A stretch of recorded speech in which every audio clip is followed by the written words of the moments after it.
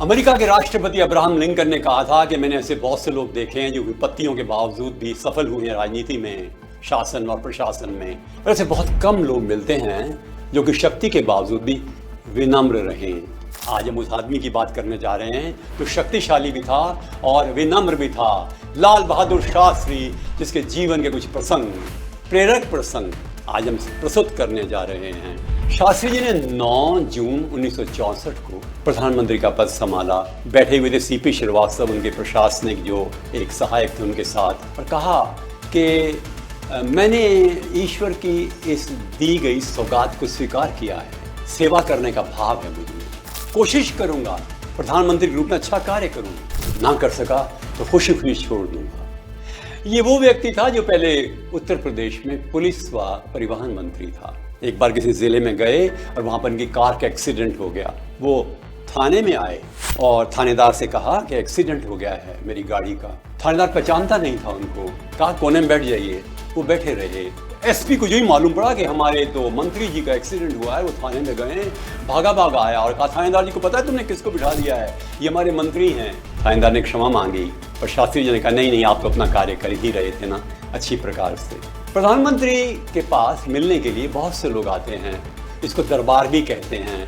अलग अलग ज़िलों से, अलग अलग प्रदेशों से, अलग अलग गाँवों और शहरों से शास्त्री जी हर एक की बात एक दिन सुन रहे थे। साथ में उनका बेटा सुनील शास्त्री भी था, 16 साल का। शास्त्री जी हर एक की बात सुन रहे थे और पीए को बता रहे थे का ये करना है, इस पर ये एक्शन लेना है। सब कागज़ लिए जा रहे थे। उसी समय दूसरा पीए आया, उसने कहा कि भारत के गृह मंत्री गुलजारीलाल जी नंदा एक बहुत बड़े उद्योगपति के साथ आए हैं। शास्त्री जी ने कहा उनको ड्राइंग रूम में बिठा दीजिए। आधा घंटा गुजर गया, वो दोनों चले गए। पीए ने आकर कहा सर्वत्र चले गए। बेटे ने पूछा बाबूजी इतने बड़े आदमी आए और आपने उनकी और ध्यान ही नहीं दिया, इनकी बातें आप सुन रहे हैं सामान्य व्यक्ति की।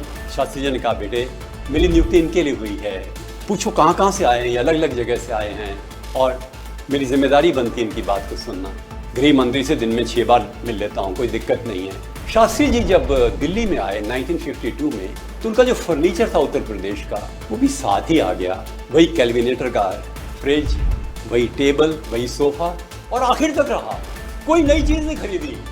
मकान भी छोटा ही था, वन मोतीलाल नेहरू मार्ग। उनके पास अधिकार था और साथ में अवसर था कि एक और मकान साथ वाला उसको भी ले लें, कि नहीं इसमें ही अच्छा है। सिंप्लिसिटी इतनी ज़्यादा कि कई बार तो फटे हुए कुर्ते पहन लेते थे और उसके ऊपर अचकन आ जाती थी, दिखाई नहीं देते थे कुर्ते। कहते किसी चीज़ को व्यर्थ नहीं करना चाहिए, हर समय पर जनता की बात को अपने दिमाग में रख करके और प्रत्येक कृत्य करते थे।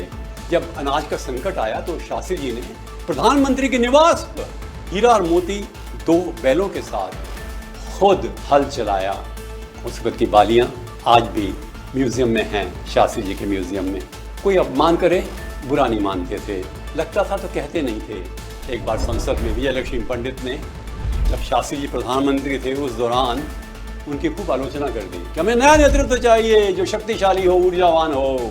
शास्त्री जी उनका जब भाषण खत्म हुआ विजयलक्ष्मी जी का, अपने कमरे में आए, संसद नहीं, पीछे से विजयलक्ष्मी जी आई और कहा आपको बुरा तो नहीं लगा? उन्होंने कहा नहीं कोई बात नहीं, आपने मन की बात कह दी, मैंने कुछ सीख ही लिया आपसे।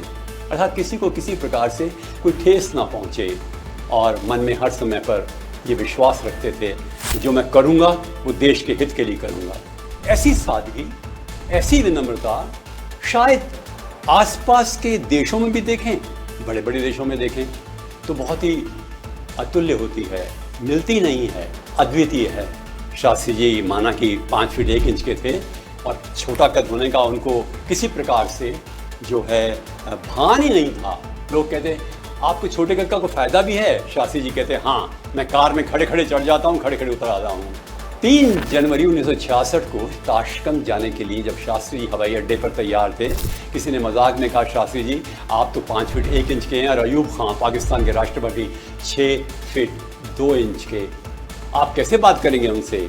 शास्त्री जी ने कहा भारत का प्रधानमंत्री सीधा खड़ा रहेगा और पाकिस्तान के राष्ट्रपति को उससे बात करने के लिए झुकना पड़ेगा। क्या है आत्मविश्वास, प्रसन्न रहते थे। एक बार एलपी सिंह ने कहा था बड़े कठिन निर्णयों के समय शास्त्री जी के चेहरे पर एक आध्यात्मिक भाव आता था, एक झलक मिलती थी उनकी आंतरिक उदात्त प्रगति और उनके उत्थान की। अर्थात उनके मन में एक ऐसा आत्मीय सौंदर्य था जो प्रकट होता था जब वो संकट में होते थे। कभी नहीं घबराते थे, हिम्मत रखते थे, धैर्य रखते थे, सहनशील थे, सबका सम्मान करते थे, देश का हित रखते थे। ऐसे व्यक्ति की प्रेरणा हमें आज भी अनुप्राणित करती है और करती रहेगी। नमस्कार।